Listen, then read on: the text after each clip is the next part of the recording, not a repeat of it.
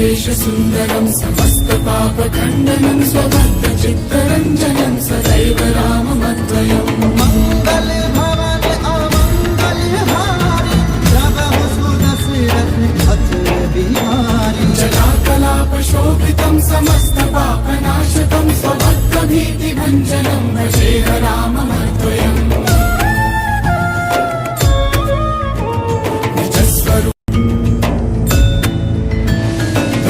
विशेषसुन्दरं समस्तपापखण्डनं स्वभक्तचित्तरञ्जनं सदैव राममद्वयम् मंगलभवन अमंगलहारी प्रभु सुदशरथ अचल बिहारी जटाकलापशोभितं समस्तपापनाशकं स्वभक्तभीतिभञ्जनं भजेह राममद्वयम्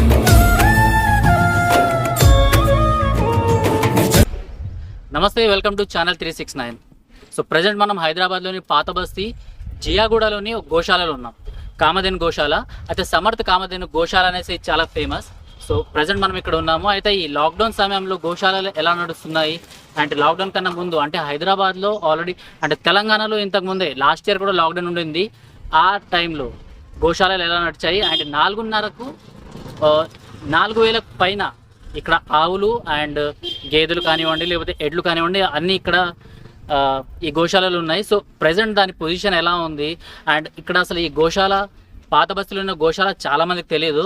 అండ్ నా వెనకాలే కనిపిస్తున్న ఈ శ్రీరాముల వారి విగ్రహం ఏదైతే ఉందో చంద్రస్వామి విగ్రహము, దీని గురించి కూడా చాలామందికి తెలియదు. అయితే దీని గురించి ఒకసారి తెలుసుకుందాం ప్లీజ్.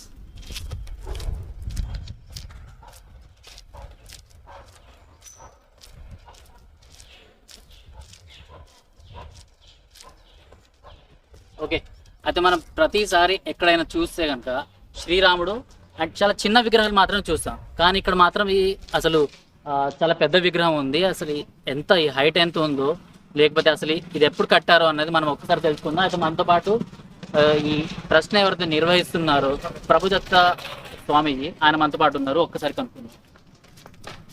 స్వామి నమస్తే. గురుజీ, అసలు ఈ విగ్రహాన్ని నేను ఇలా బయటికి వెళ్తుంటే చూసిన ఏంది అసలు స్పెషాలిటీ ఏంటి? హైదరాబాద్లో ఇంత పెద్ద విగ్రహాన్ని ఎప్పుడు చూడలేదు. ప్రముఖంగా ఎక్కడ ఆలయంలో కూడా స్వామివారు నిలబడినటువంటి ఒక పాశ్చర్తో ధనుర్ధారి రాముడు దర్శనమిస్తున్నారు. ప్రత్యేకించి ఎటు వెళ్ళిన ఉత్తర భారతదేశం కానీ దక్షిణాంధ్రలో కానీ ఆలయాల్లో అది వనవాస రాముడుగా కనబడుతూ ఉంటాడు. ఎక్కువగా కష్టపడుతుంటాడు, శ్రమ పడుతుంటాడు. కానీ ఆశించింది ఏంటంటే పెద్దవారు మహనీయులు ఎప్పుడు కూడా దర్బార రాముడు, అమ్మవారితో సహా దర్బార్లో సింహాసనారూఢుడై కూర్చుని ఆనందం విరదల్లాలనేటటువంటి భావన ఎప్పటికి కూడా అందరి హృదయంలో ఉంది. అది ఇక్కడ ఉన్నటువంటిది రామదాసు పరంపర. ఈ రామ పరంపరలో ఉండేటటువంటి సమర్థ రామదాస్ శివాజీ గురువు. ఈ గురం పరంపర ఆశ్రమం భాగ్యనగరంలో హైదరాబాద్ ఉచ్చుకుందా నది పొట్టున రామాలయం ఇక్కడ మహనీయులంతాను సుమారు 400 సంవత్సరాలకు పడి మూసిగా అది పలకలేక అపభ్రంశ అంటే బ్రిటిష్ వారు ఉన్నారు, మరొకరు ఉన్నారు, దాన్ని అలా పలకడం మొదలుపెట్టారు. అందువలన ఈ యొక్క అద్భుతమైనటువంటి ఇది ఈ తీర్థక్షేత్రం అంటే ముచ్చుకుంద కృష్ణవేణికి చేరుతుంది, వెళ్ళి కృష్ణాకు. సో ఆ ఒట్టుని మహత్తరమైన ఇక్కడ భాగ్యనగరానికి ఎంతో చరిత్ర ఉంది. ఉదాసీన్ పరంపర, నిర్మోహి పరంపర, గోసావి పరంపర, జైన తీర్థంకర్లు, బౌద్ధ భిక్షకులు, రామదాసు పరంపర, వల్లభ సంప్రదాయ అనంతం అసలు ఎన్ని అవి ఉన్నాయి కనుకనే బహుశా ఇక్కడంతా మనం ఇది వరకు కూడా అందరికీ ఆ యొక్క సమాధానము మనకి ఇది రాజధానిగా మిగిలింది. ఇక్కడ ప్రముఖంగా ఆశ్రమంలో మనం చూస్తున్నటువంటి ఆ యొక్క మనసుతో మహనీయులు ఎప్పుడు కూడా మనమందరం కూడా దర్బారీ రాముడు ఆనందం విరదల్లాలి. ఎంత హైట్ ఉంటుంది? సుమారు ఇది ఒక అంటే భూమి లెవెల్ ఇక్కడ 3 అంశాలు ఉన్నాయి. ఒకటి దేని మీదనైతే ఆ స్వామి అధిష్టానం ఉందో ఇది రామస్తూపం. ఇది సుమారుగా రామకోటి ఏదైతే రాస్తూ ఉంటామో ఆ కోటి రాముల వారి యొక్క ప్రతులు ఇది భాండాగారం అన్నమాట. రామస్తూపం లోపల ఎన్నో లారీల కింద భద్రగిరి నుంచి కూడా అచ్చా.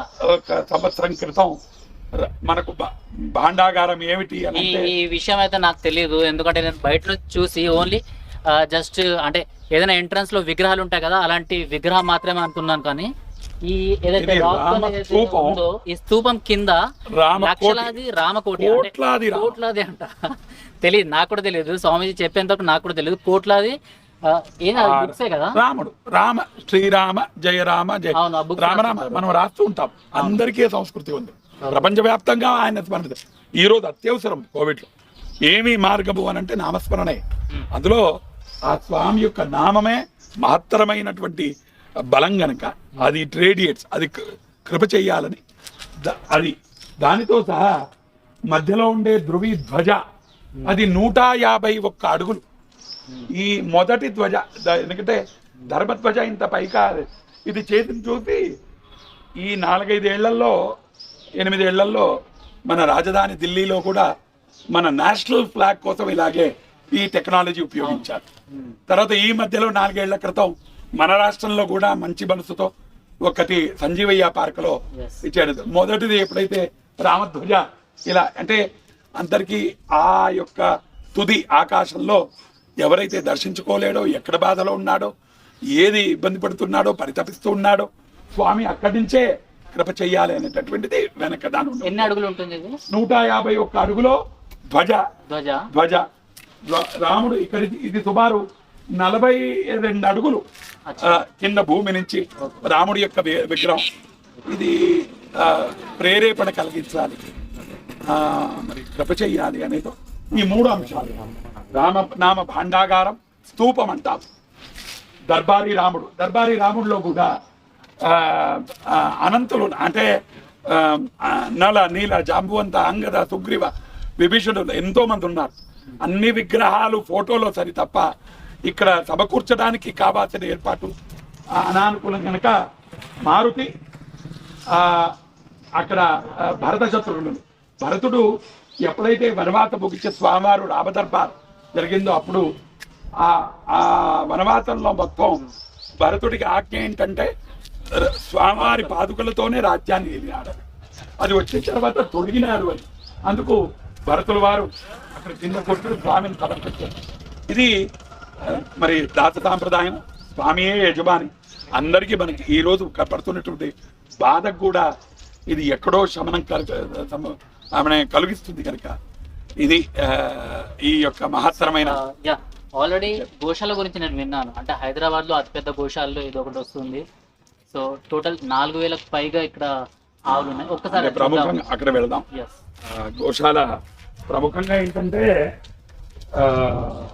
బ్రిటిష్ కాలం నుండి స్వామివారు ఈ సాహుకారి కార్వాన్ అనేటటువంటిది ఈ క్షేత్రం అన్నమాట. దీనిలో జియాగూడ అనేది ఉపక్షేత్రం. అక్కడ మనం ఈ మహాక్షేత్రం ఇక్కడ మనకు కనబడుతున్నటువంటిది మూల దేవస్థానం. ఇక్కడ రాముల వారు, కల్పవృక్ష ఆంజనేయ స్వామి. మరొక అద్భుతం ఏంటంటే ఆలయంలో మనం చూడవచ్చు గోమాత దేవాలయం బ్రిటిష్ కాలంలో స్వామివారి ఇక్కడ ప్రతిష్టాపన చేశారు. సుమారు స్వామివారి యొక్క ఇక్కడ ఈ ప్రక్రియ first world war, second world war మధ్యలో వారు ఇక్కడే ఉన్నారు. విశ్వయుద్ధాలు ఎప్పుడైతే జరిగాయో స్వామి అప్పటి నుంచి నారాయణ మహారాజుల వారు 11వ వారు ఈ పీఠ పరంపర లీనేజ్ ఉంది. దీనికి ఆది గురువులు సమర్థ రామదాసు 1607, 1608. అక్కడి నుంచి 1, 2, 3, 4 ఇలా. అందులో పెద్దవారు మహనీయులు 11వ వారు నారాయణ మహారాజుల వారు. అప్పటికే దేశవ్యాప్తంగా మనం అల్లోల కల్లోల పరిస్థితి. అలాంటి సందర్భంలో స్వామివారు స్వాతంత్రానికి ముందు పునఃస్థాపన మొదలుపెట్టారు. ఎంత సులభంగా చరిత్ర చెప్పగలుగుతున్నామో అలా లేదు పరిస్థితులు. స్వామివారికి అదే సాధ్యం, కారణజన్ముడు. అందువలన ఈ ప్రక్రియ స్వామి సుమారు 100 ఏళ్ళు పునఃస్థాపనకు పట్టింది. ఇదొక శాఖ. ఇలాంటి అనంత శాఖలు ఉన్నాయి. ఎప్పుడు స్టార్ట్ అయింది? 16. ఇది సమర్థుల వారు మొదలుపెట్టింది. మరి స్వామివారు పరంపరలు ముందుకు సాగిస్తున్నాయి. ఓకే. రామదాసు పరంపర అంటే 400 సంవత్సరాలు. 1607, 1608 వారి యొక్క. సో ఇది దేశవ్యాప్తంగా ఉంది. ఇక్కడ ఈ ఆలయాలతో పాటు గజలక్ష్మి, ఇది కూడా ఒక స్పెషల్ అట్రాక్షన్. గజలక్ష్మి అమ్మవారు మహాయజ్ఞం జరిగింది. ఎన్నో కోరికలు. ఇప్పుడు ఈరోజు కావాల్సింది ఆరోగ్య లక్ష్మి, అవునా? ఆ ఆ, అష్టలక్ష్మి కోరుతుంటారు, సంతాన లక్ష్మి, ధనలక్ష్మి, ధాన్యలక్ష్మి. ఈరోజు మనం అంతా కోరుకోవాలి అమ్మవారి చేతుల్లో ఉండేది కనుక ఈరోజు ఆరోగ్యం అందరికీ ఆవిడ విరుదల్లాలి కోపకించుకున్నారు కనుక తప్పేదో జరిగిపోయింది. మనిషిగా వాడు తప్పు చేసేసాడు. ఎవడు చేశాడు కానీ పెద్ద పరీక్ష పెట్టేది కాల రూపంలో మనకు వ్యాపించి ఉంది కనుక మరి అమ్మవారికి రోజు నిత్యం ప్రార్థన. లోన కల్పవృక్ష ఆంజనేయ స్వామికి కూడా ప్రార్థన. ఆంజనేయ స్వామికి మరో పేరు ముఖ్య ప్రాణ. దేవతలే అనుభవించారు దాన్ని. బాల చరిత్రలో మనకు తెలుస్తూ ఉంటుంది. స్వామివారి ముఖ్య ప్రాణ అంటేనే ఆక్సిజన్. ఇప్పుడు ఈ రోగం దాపరించేది కూడా దానికే. మరి దానికి అధిపతియే ఆయన. అందువల్ల అందరూ ఇక్కడ ఉన్నారు కనుక స్మరణ చేస్తే ఎంతో మంది ఈ మధ్యలో సంవత్సరం పొడవున క్షేత్ర దర్శనం చేసుకుని చాలా బాధల్లో వచ్చి ప్రార్థన చేసినప్పుడు అందరు కూడా నెగ్గారు. ఈ రోజు కూడా ప్రార్థనలు జరుగుతున్నాయి. మరి అందరి కోసం జరిగింది. ఎందుకంటే భారతదేశం యొక్క సంస్కృతి ఏంటంటే సర్వే జనా సుఖినో భవంతు. ఒక గోత్రమో, ఒక సమూహమో, ఒక శాఖయో కాదు. మనం అందరం ఎప్పుడు కూడా కోరుకునేది విశ్వకా కళ్యాణము, జగత్ కళ్యాణమే మన సంకల్పం. ఏది చేసినా, అసలు ప్రత్యేకించి ఒక ఇంట్లో సత్యనారాయణ వ్రతం చేసినా కూడా ఆ సంకల్పం. అందువల్ల మనం అందరి గురించి ప్రతిరోజు ప్రతినిత్యం స్వామివారి కృపతో క్షేత్రం చేస్తుంది. మీరు అడిగినటువంటి ప్రశ్నకు బృహత్ గోశాల ఇక్కడ రండి.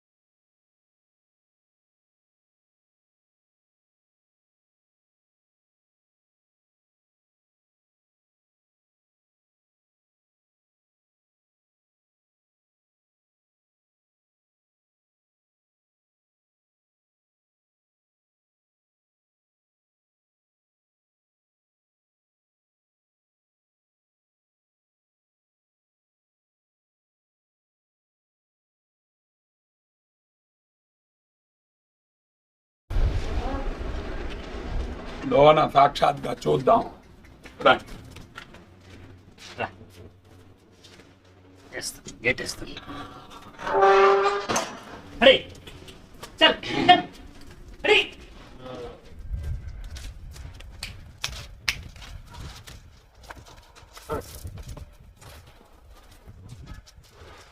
ఈ ప్రాంగణం అంతా హాయిగా తెల్లవారి సేవా కార్యక్రమం పూర్తయింది. అందుకను శాంతంగా కూర్చున్నాయి. ఇప్పుడు మనకు 10:30-11 గట్టి బండ్లు ఇప్పుడు వస్తున్నాయి కనుక మధ్యాహ్నపు వ్యవస్థ చేయడం జరుగుతుంది. పొద్దున 6-6:30 కల్లా పూర్తయిపోవాలి, 7 గంటల వరకు. మధ్యాహ్నం వీళ్ళు భోజన సమయానికి, సాయంత్రం 6-6:30 కల్లా, ఇలా 3 పూట్ల ప్రక్రియ జరగాలి. అందులో ఛాలెంజ్ ఏంటంటే హైదరాబాదు మధ్యలో మనం ముచ్చుకుందాకు ఒడ్డున ఇంత పెద్ద ప్రక్రియను ప్రతిదీ కూడా అవునబ్బా ఏటికి తోలాం, అవునబ్బా కొండకు వెళ్ళాయి, తిరిగి వస్తాయి అనేది కాకుండా ప్రతిదీ కూడా మోసుకుని తీసుకుని వచ్చి సద్వినియోగపరచాలన్నమాట. There lies the challenge. ఎక్కువ శాతం మీరు గమనిస్తున్నారు. అందులో మీరు అడిగిన ప్రశ్నకు దీన్ని సమకూర్చడం, రిసోర్సెస్ సమకూర్చడంలో ఈ మధ్యలో కొన్ని ప్రయత్నాలు చేస్తూ ఉన్నప్పుడు ప్రతిరోజు ఇండివిజువల్స్ కానీ వాళ్ళు కానీ వాళ్ళ సేవా కైంకర్య కార్యక్రమాన్ని తోస్తున్నా కూడా ఎటూ సరిపోదు. కానీ ఇప్పుడు మన గవర్నమెంట్ ద్వారా 10-12 ఏళ్ళు 15 ఏళ్ళగా కార్పొరేట్ సోషల్ రెస్పాన్సిబిలిటీకి ఇది పెద్ద యాక్టివిటీ. కార్పొరేట్ సోషల్, ఎందుకంటే ప్రకృతితో ముడిపడినటువంటి, ఆయురారోగ్యాలతో ముడిపడినటువంటి, రైతు ఎకనామిక్స్ కి ముడిపడినటువంటిది బయో యాక్టివిటీ కనుక ఈ మధ్యలో ఆ అవగాహన కలిగించడం ఆశ్రమ బాధ్యత. అలా కూడా కొందరు ఇద్దరు మీరు గమనించవచ్చు.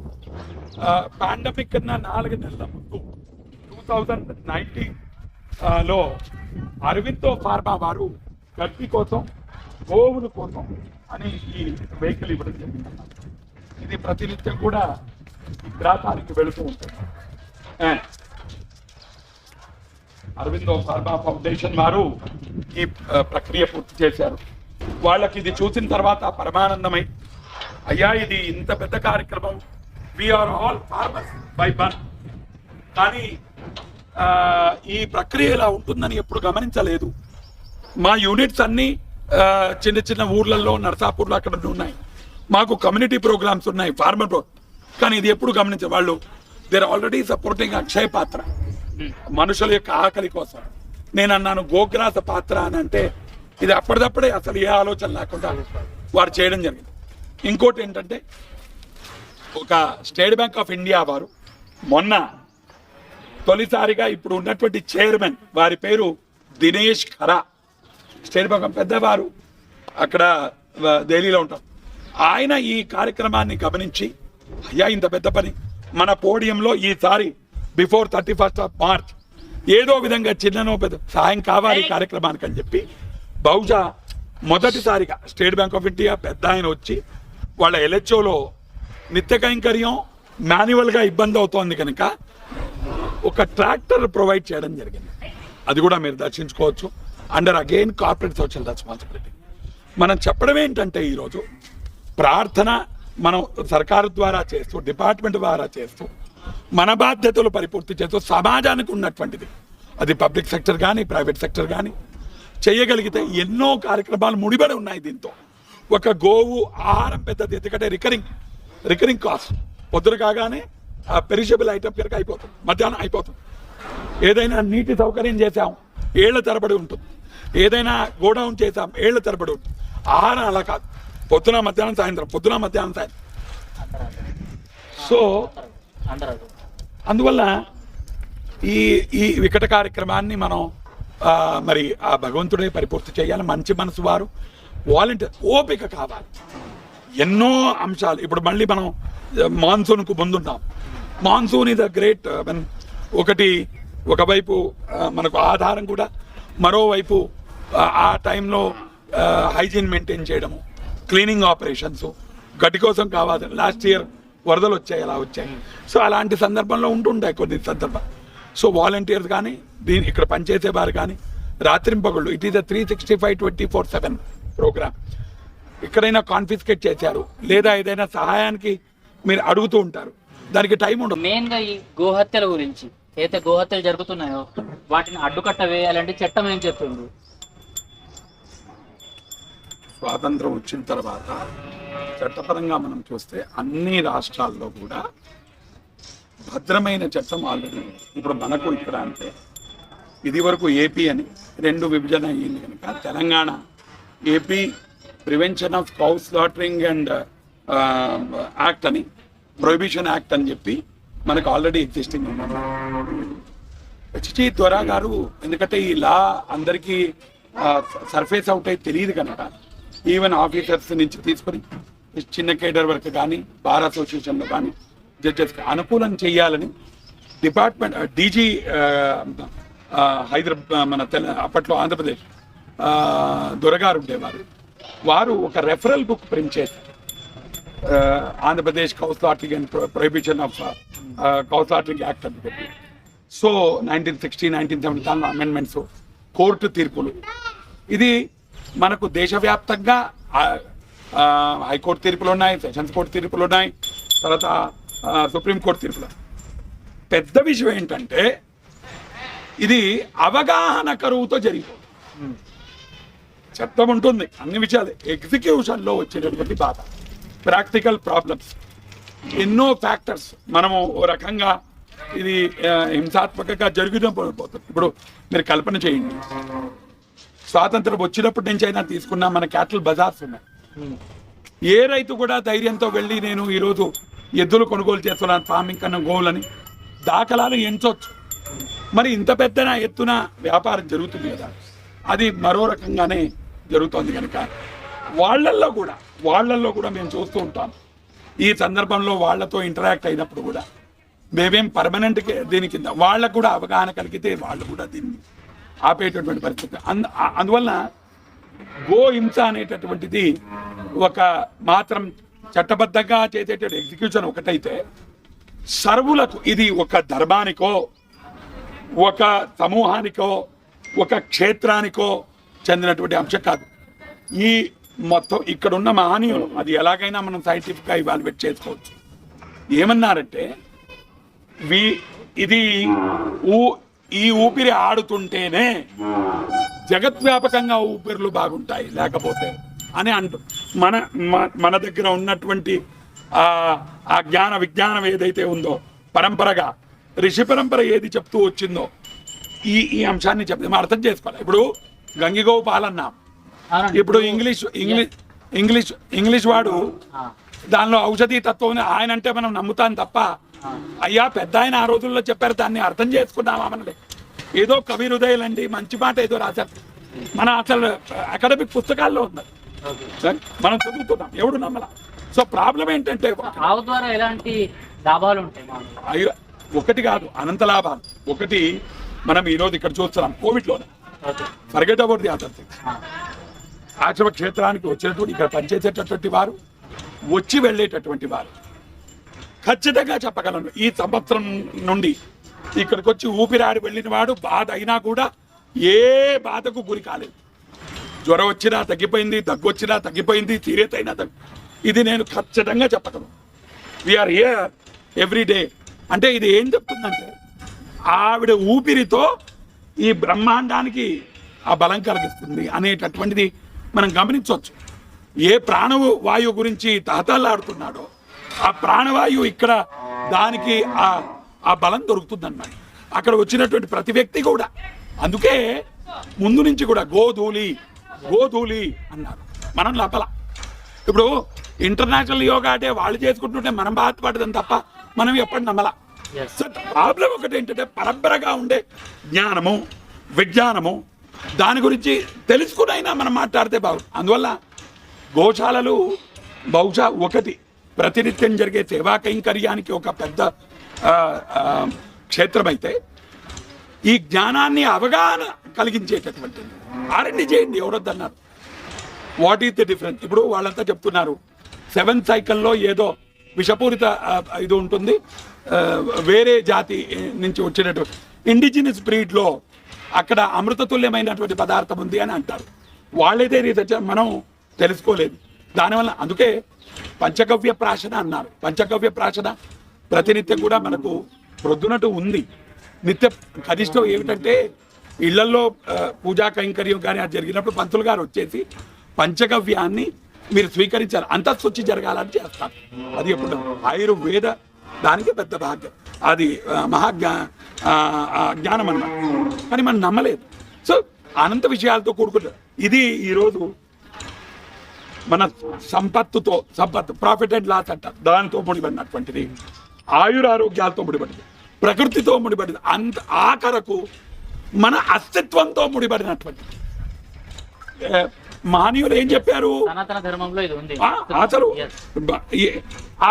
యూ కెనాట్ ఇమాజిన్, ఇవి పరిసమాప్తం చేసేస్తే మనము ఉండవు. విన్నాను, అంటే ఆవులు అన్నవి అంతరించిపోతే ఇంకా ప్రపంచమే. అసలు వేదోక్తి ఏంటంటే అమ్మవారి ద్వారా ఆ ఊపిరితో ఆవిడ గర్భంతో వచ్చిన ప్రసాదాన్ని యజ్ఞేశ్వరుడికి విప్రుడు వేదమంత్రాలతో సమర్పిస్తే అది ఆ అగ్నికార్యంతో వెళ్ళినటువంటి అంతరిక్షంలో అది వెళ్ళి ఆ పర్జన్య విరుదల్లి ఆ యొక్క వాన వృక్షాలతో మొత్తం బ్రహ్మాండం సస్యశ్యామలుగా ఉంటుంది. ఇది తత్వం, ఇది సైకిల్. ఇది చెప్పబడుతుంది ఎవరికి, ఇది నమ్మాలి. నమ్మకపోతే ఎవరికి ఘాతకంగా మారుతుంది? మనందరికీ. ఈరోజు రోగగ్రాసితులు అయ్యాం, అవునా? ఇది వరకు మనం పెండాలకే వాళ్ళం, దాని గురించి మనకు మనసు లేదు. అసలు అది కూడా ప్రూవ్ అయింది. ఎన్నో ఉన్నాయి. మనం ఈరోజు అవగాహన కలిగి ప్రశ్నించండి, దాన్ని తర్కించండి, ఉపయోగించండి.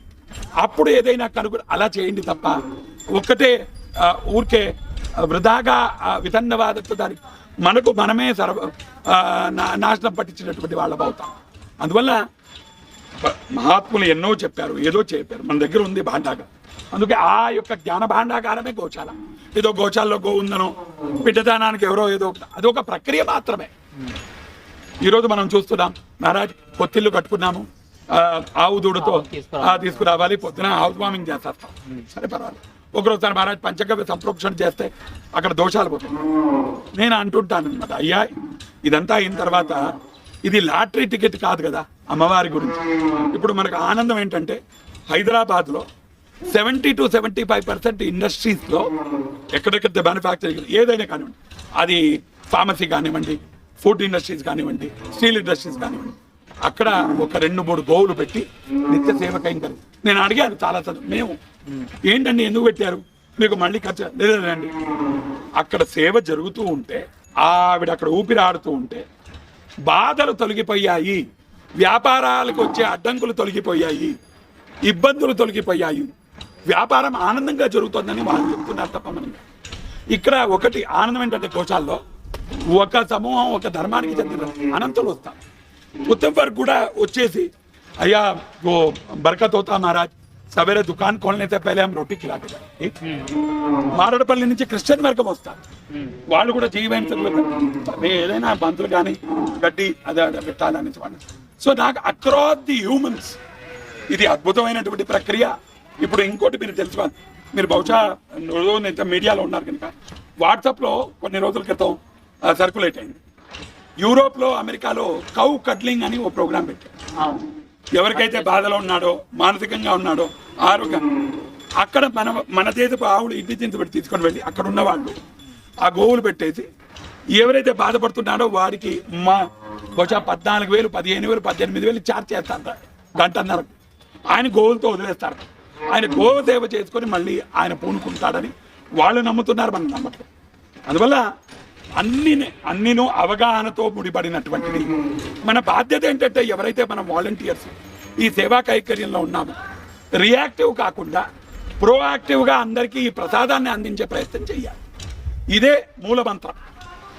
ఓకే, సో సద్గురు సమర్థ నారాయణ ఆశ్రమం ఏదైతే జియాగూడలో ఇక్కడ ఉందో పశుగ్రాసానికి సంవత్సరానికి ప్రతి రోజుకి ₹1,00,000 పైన అవుతుంది. అయితే మీరు కనుక మీ బర్త్డేస్ లేకపోతే మీ ఇంట్లో ఏదైనా స్పెషల్ ఒకేషన్స్ ఏదైనా జరుపుకోవాలి అనుకుంటే కేక్ కట్ చేసే బదులు లేకపోతే ఫ్రెండ్స్తో ఆ పార్టీస్ చేసే బదులు ఇక్కడ చాలా తక్కువ రేట్ పెట్టారండి. అంటే ప్రతిరోజు ఒక కట్ట పచ్చి గడ్డికి ₹300 మాత్రమే. మీరు జస్ట్ ఇప్పుడు 300 రూపాయల కన్నా ఎక్కువే మనకు ఒక కేక్ వస్తుంది. అలాంటిది మీరు జస్ట్ 300 రూపీస్ ఇక్కడ పే చేస్తే ఒక కట్ట ఒక నెల పచ్చిగడ్డి రోజు వచ్చేస్తుంది. 10 రూపాయలు ఒక కట్ట, నెల రోజులు సేవ జరుగుతుంది. నెల రోజులు ఇక్కడ సేవ జరుగుతుంది. సో ఇలాంటి ఆవులకు కానివ్వండి, లేకపోతే ఇక్కడ ఉన్న ఎడ్లకు కానివ్వండి, ఈ పశువులకు దానా అన్నది అవసరం. సో అది మీరు తీర్చినట్టు కూడా ఉంటుంది. సో మినీ ట్రాలీ పచ్చిగడ్డి సేవ ఇదంతా నేను మీకు డిస్క్రిప్షన్లో ఇస్తాను. సో ఏదైతే ఛార్జెస్ చేస్తున్నారో 3,000 అనేసి ట్రాలీకి, ఒక ట్రాలీ పచ్చగడ్డికి, అది చిన్న ట్రాలీకి. సో మనం రోజుకి ఎన్నో రూపాయలు మనం ఖర్చు చేస్తుంటాం, అంటే దుబారాగా పార్టీస్ అనేసి, పబ్స్ అనేసి. సో ఒక్కరోజు మనము ఇక్కడికి వచ్చి స్పెండ్ చేస్తే మనకు పోయేదేం లేదు.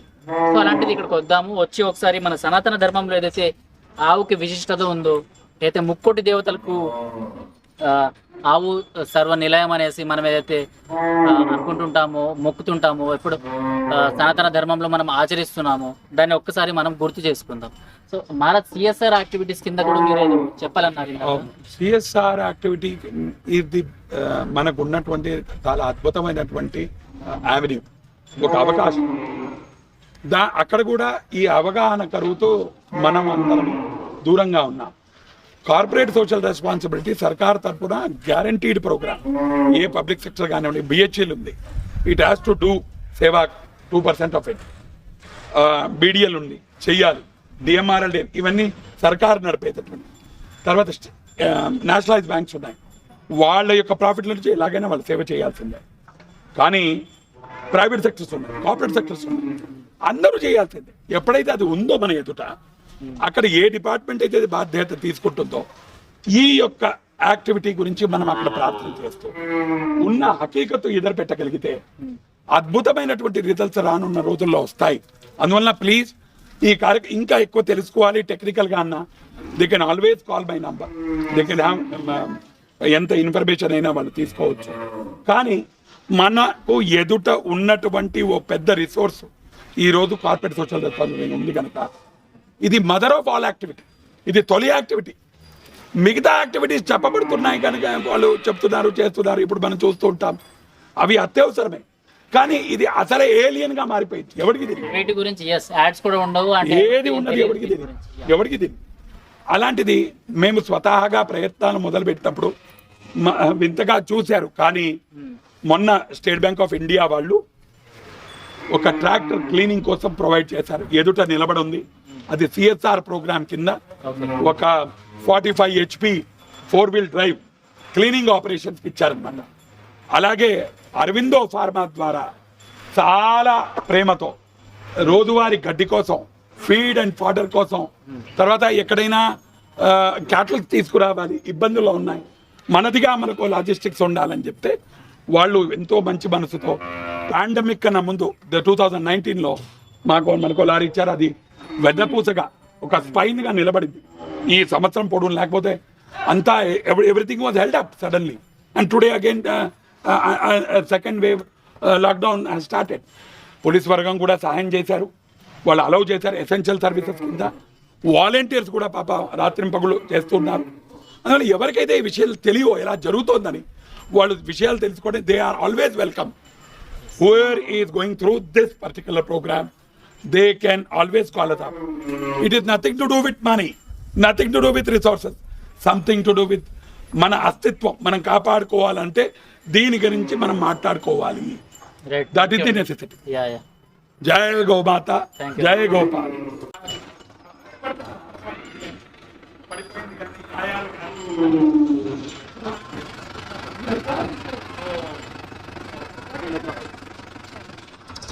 तो बड़े गैंगरेप नहीं देख सकते हो.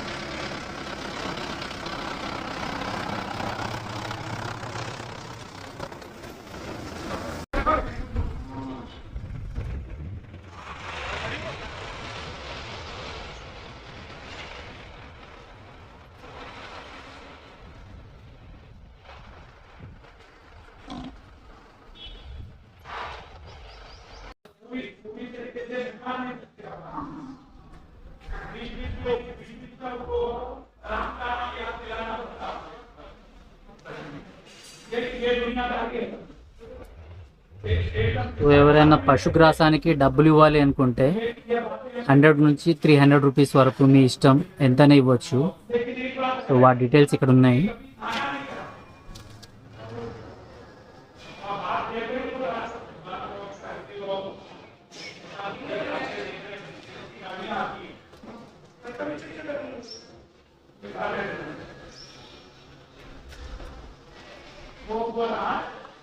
అది